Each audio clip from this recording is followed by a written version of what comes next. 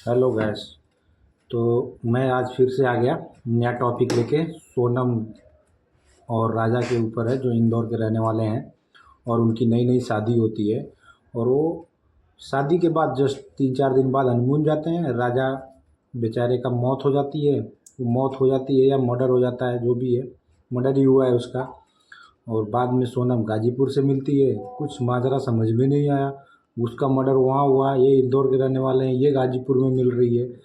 क्या पुलिस, अब देखिए, मीडिया अलग अलग तरह की बातें कर रहे हैं कि कोई कुछ बोल रहा है, कोई कुछ बोल रहा है, जो मर्जी आए वो धनाधन टीआरपी के लिए सब कुछ बोले जा रहे हैं। लोग सोच समझ नहीं रहे हैं बाद में क्या होगा, क्या रिपोर्ट आएगी, क्या नहीं रिपोर्ट आएगी। रिपोर्ट आने के बाद ही अच्छे से पता चल पाएगा कि कौन दोषी है इसमें। कोई सबूत गवाह जब अच्छे तरीके से पेश होंगे, पुलिस अपना बयान देगी कि हाँ ये चीज़ें हैं और ये से हुआ है।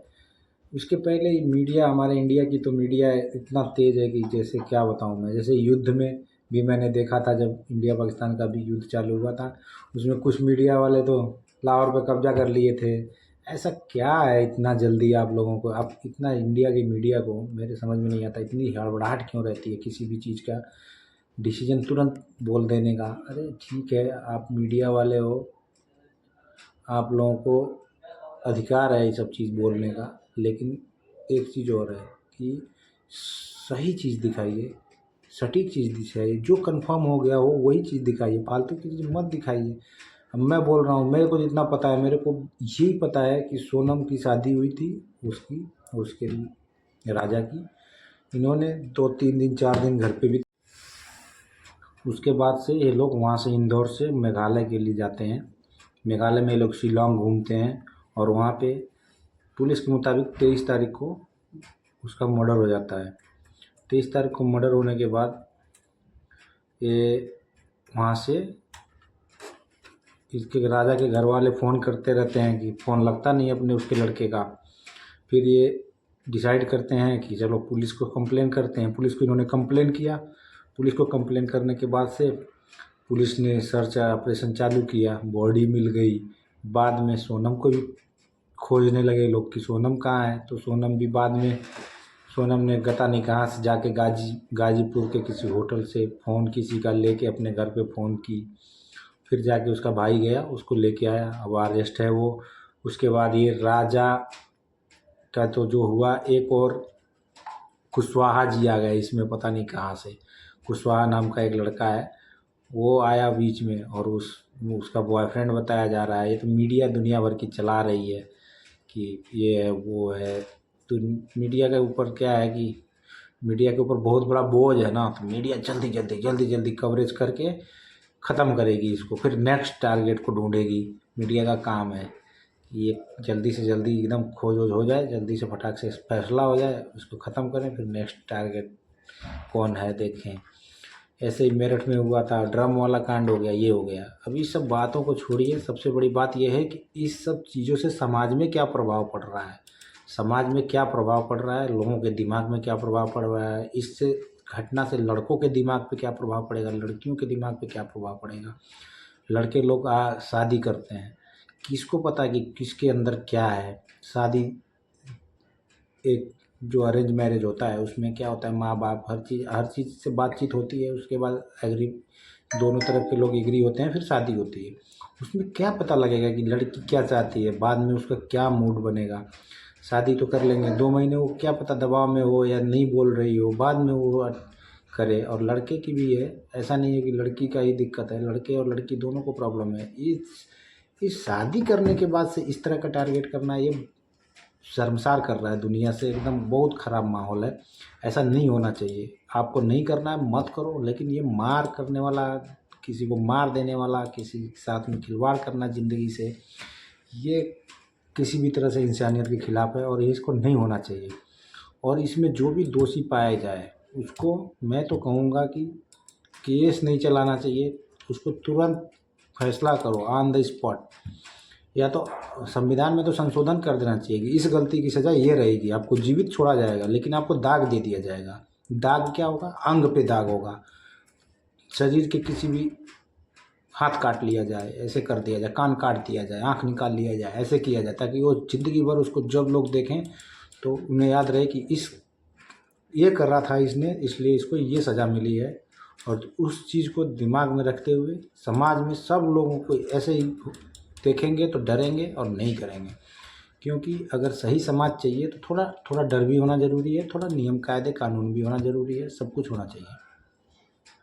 सोनम की जो घटना हुई है वो बहुत दर्दनाक हुई है। एक लड़का है, रील्स उसके वायरल हो रहे हैं, इतना हंसी खुशी से शादी कर रहा है वो। लड़की के कंपैरिजन में मैं देख रहा हूँ हर जगह लड़का एकदम खुश है, मास्टर ब्लास्टर की तरह से वो अपनी शादी कर रहा है, उसको इतनी खुशी है। लड़की को थोड़ा हाँ मायूस देखा गया है, लेकिन लड़की का मायूसी तो हर शादी में अक्सर देखा जाता है, क्योंकि लड़कियां दूसरे के घर जाती हैं तो थोड़ा सा वो मायूस हो जाते हैं।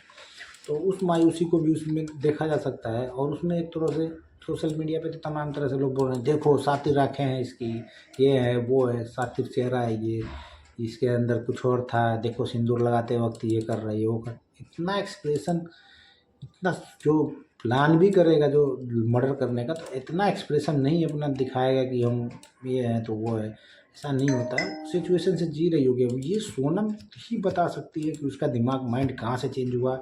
शादी के दिन से ही चेंज हो गया था, या शादी के बाद चेंज हुआ है, या शादी से पहले ही चेंज हो गया था, कब चेंज हुआ उसका दिमाग, कब उसको मोटिवेट किया गया, या वो किसके चक्कर में आके इस ऐसे केस का वो बेचारी शिकार बनी।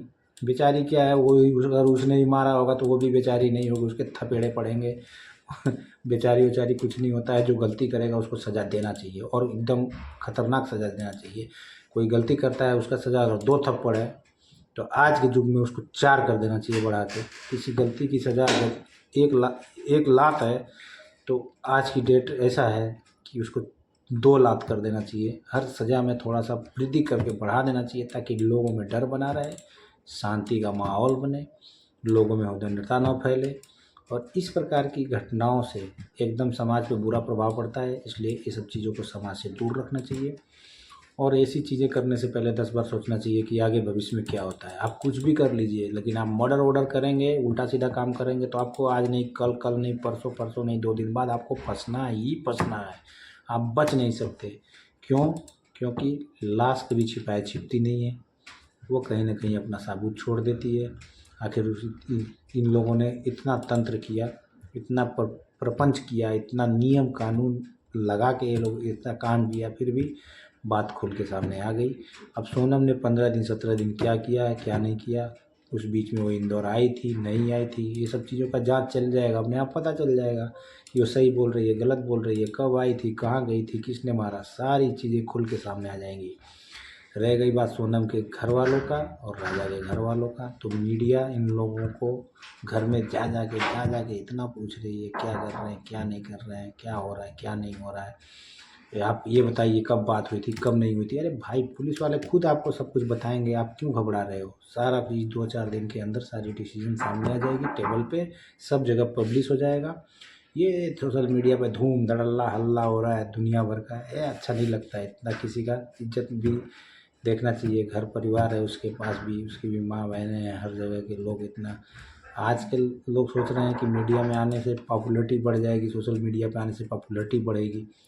ऐसी पॉपुलैरिटी नहीं चाहिए। उसके घर का बच्चा खोया है, वो लोग किस हालत में होंगे, इसके घर पे भी ये लोग दामाद खो दिए हैं, ये लोग किस हालत में होंगे, क्या मालूम क्या हो रहा होगा, किसके ऊपर क्या बीत रहा है, वो तो भगवान जानता है। बाकी मिलते हैं नेक्स्ट वीडियो में, आप लोगों से वादा करते हैं एक अच्छा बेहतर वीडियो लेके आएंगे। धन्यवाद, थैंक यू।